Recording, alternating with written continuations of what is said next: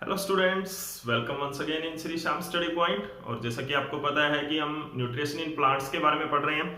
तो जो nutrition in plants है उसके अंदर हमने क्या किया था, डिफरेंट टाइप्स ऑफ प्लांट्स किए थे on the basis of their mode of heterotrophic nutrition. ठीक है, प्रीवियस लेक्चर के अंदर जो हमने किया था डिफरेंट टाइप्स ऑफ इंसेक्टिवोर्स प्लांट के बारे में किया था।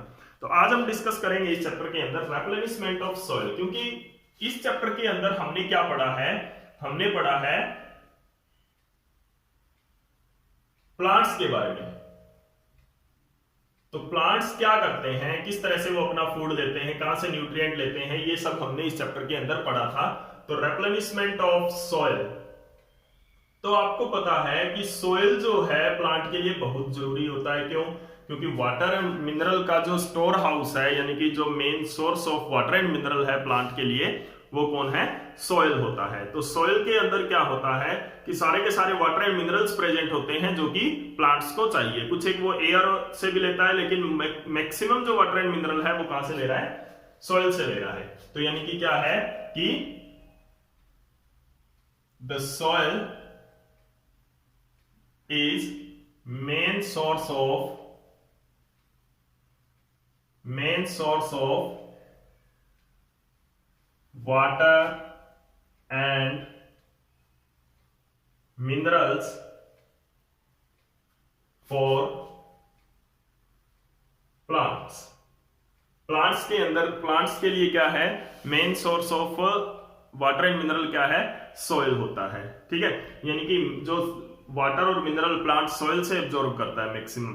लेकिन क्या होता है, कई बार हम एक ही एक फसल को लगातार एक ही एक खेत में अगर हम कल्टीवेट करते रहें, तो उससे क्या होगा कि वो उस पर्टिकुलर क्रॉप ने उस सॉइल से बहुत ज्यादा न्यूट्रिएंट लेंगे। वो हर बार, हर साल, जैसे कि आपने खेत के अंदर वीट की क्रॉप जो कल्टीवेट कर रहे हो, तो उससे क्या होगा कि वीट क्रॉप को जो भी न्यूट्रिएंट चाहिए वो उस सॉइल से लेंगे।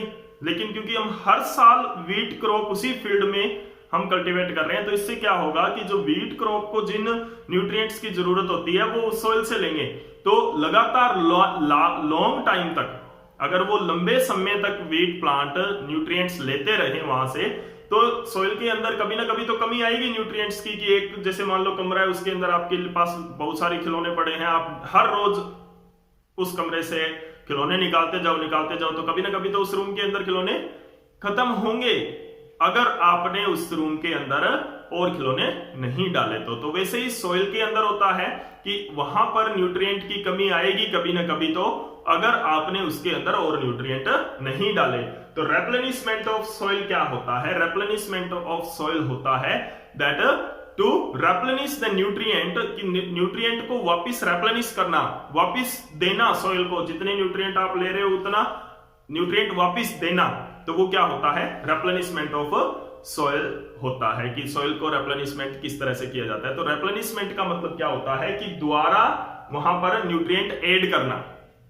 ठीक है ना, द एडिंग ऑफ न्यूट्रिएंट्स, वो क्या होता है? The addition of nutrients in the soil is called replenishment of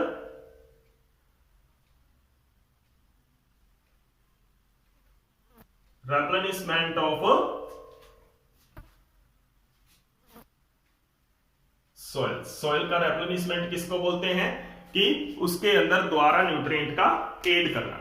ठीक है, अब देखो न्यूट्रिएंट को ऐड कैसे किया जाता है कि लंबे टाइम तक, और ये कब जरूरत होता है कि the soil needs to replenish, needs to replenish when a crop is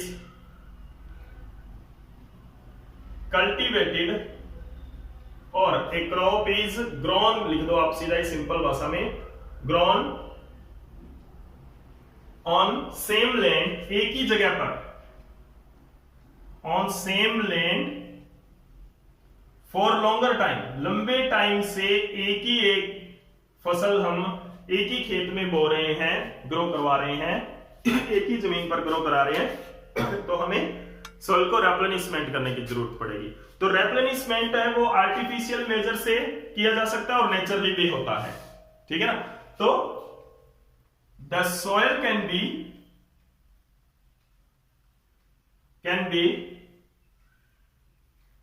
replenished by adding fertilizers and manure और फर्टिलाइजर को ऐड करके क्या कर सकते हैं हम, सॉइल को रेप्लेनिशमेंट कर सकते हैं। जो मैन्यूर है वो क्या होता है, ऑर्गेनिक वेस्ट होता है, घर की खाद हम इसको बोल सकते हैं, ठीक है। और जो फर्टिलाइजर है वो क्या होता है, इंडस्ट्री के अंदर जो प्रोड्यूस्ड जो खाद होती है उसको हम क्या बोलते हैं, फर्टिलाइजर्स बोलते हैं। जैसे कि यूरिया है, डीएपी है, इनके जो थैले हैं, इनके जो पैकेट्स हैं, वो आपके पेरेंट्स जो एग्रीकल्चर फैमिली से बिलोंग जो बच्चे करते हैं उनको तो पता होना चाहिए कि घर की खाद खेत में डाली जाती है, जो अपना फर्टिलाइजर्स डाले जाते हैं, यूरिया है, डीएपी है, पोटाश है, हम डिफरेंट टाइप ऑफ फर्टिलाइजर हमारे खेतों में डालते हैं ताकि अच्छा प्रोडक्शन हो। क्यों? क्योंकि हमारी जो फसल है, हम जो खेती कर रहे हैं, एग्रीकल्चर हम जो कर रहे हैं, उसके अंदर जो हमने क्रॉप ग्रो करवाई है, उस क्रॉप के अंदर न्यूट्रिएंट्स की जरूरत होती है। तो वो न्यूट्रिएंट्स लगातार सॉइल से ले रही है। तो सॉइल के अंदर न्यूट्रिएंट्स की अगर कमी रह जाती है तो वहां पर हमारी क्रॉप है वो सही तरह से ग्रोथ नहीं करेगी। तो सही तरह से क्रॉप को ग्रोथ करवाने के लिए और अच्छा प्रोडक्शन लेने के लिए हम उसके अंदर फर्टिलाइजर और मैन्यूर डालते रहते हैं ताकि सॉइल के अंदर न्यूट्रिएंट्स की कमी ना आए, ठीक है। अब इसके अंदर क्या होता है, ये तो है आर्टिफिशियल मेथड जो हम करते हैं। नेचुरली अपने आप भी सॉइल है वो क्या होती है, रेप्लेनिश होती है। The soil can also रेप्लेनिश्ड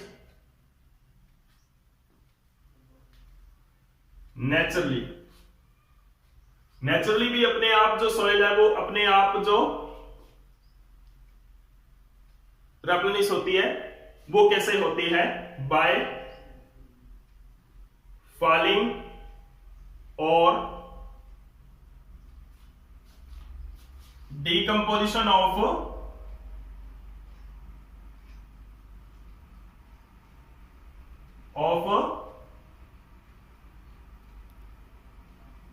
the remaining parts of plants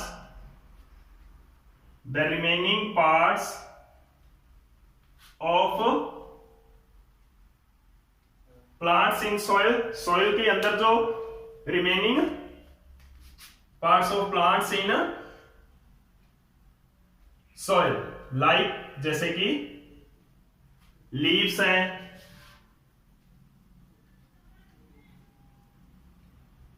remainings of crop है, जो फसल का जो बाकी बचा हुआ हिस्सा है, रिमेनिंग्स ऑफ क्रॉप्स एक्सेट्रा, कि पत्ते गिर गए हैं, ब्रांचेस गिर गई हैं, और जो हमारी फसलों का बाकी बचा हुआ हिस्सा, जैसे कि मान लो राइस है, जो वेट है, उसके अंदर हम क्या करते हैं, फसल में से ग्रेन्स निकाल लेते हैं, बाकी का हमारे खेत में ही बच जाता है। तो वो जब हम मिट्टी के अंदर जब हम नेक्स्ट क्रॉप के लिए प्लाविंग करते हैं या सॉइल प्रिपरेशन करते हैं, तो वो सारा का सारा पार्ट है वो सॉइल के अंदर मिल जाता है। तो उससे क्या होता है, वो डीकंपोज हो जाता है माइक्रो ऑर्गेनिज्म से। जैसे कि आपने प्रीवियस क्लास के अंदर पढ़ा था डीकंपोजिशन, माइक्रो ऑर्गेनिज्म उसको डीकंपोज कर देते हैं, और उस डीकंपोजिशन से वो न्यूट्रिएंट जो उन पार्ट्स के अंदर होते हैं, उन पार्ट्स ऑफ द प्लांट यानी कि लीव्स के अंदर जो न्यूट्रिएंट्स हैं और जो रिमेनिंग पार्ट्स ऑफ क्रॉप के अंदर जो न्यूट्रिएंट्स है, वो वापस सॉइल के अंदर मिक्स हो जाते हैं और नेक्स्ट क्रॉप उनको वापस यूज कर सकती है। और दूसरा है सम माइक्रो ऑर्गेनिज्म, कुछ माइक्रो ऑर्गेनिजम्स हैं, सम माइक्रोब्स लाइक जैसे कि राइजोबियम बैक्टीरिया,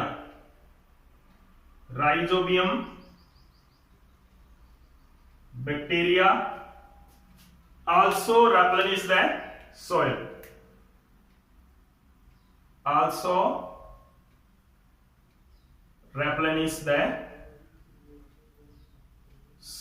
राइजोबियम जैसे बैक्टीरिया भी क्या करते हैं, सॉइल को जो है रेप्लेनिश करते हैं। जैसे कि प्रीवियस लेक्चर के अंदर हमने राइजोबियम के बारे में पढ़ा था। ये क्या करते हैं, दे फुलफिल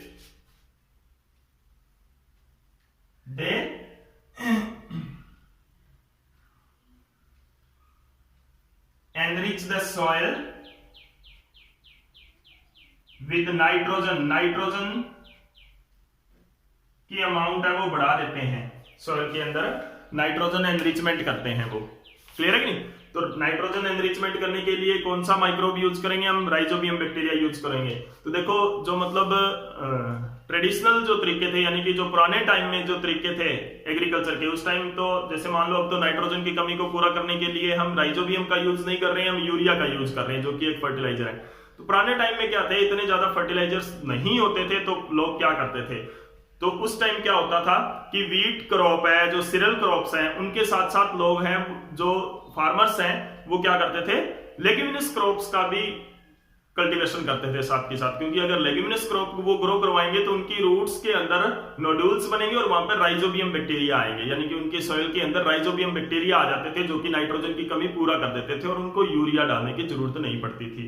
लेकिन अब ऐसा नहीं है, बहुत ज्यादा फर्टिलाइजर्स हो गए हैं, तो ज्यादा प्रोडक्शन के लिए हम क्या करते हैं, फर्टिलाइजर्स का यूज करते हैं, जो ऑर्गेनिक, जो बायो फर्टिलाइजर बोलते हैं इनको, यानी जो लिविंग ऑर्गेनिज्म जो फर्टिलाइज करते हैं सॉइल को, उनका यूज हमने क्या कर दिया, बहुत कम कर दिया। तो हमें उस चीज को छोड़कर वापस उसी चीज को लेके आना पड़ेगा, क्योंकि इन फर्टिलाइजर से बहुत ज्यादा पॉल्यूशन होता है।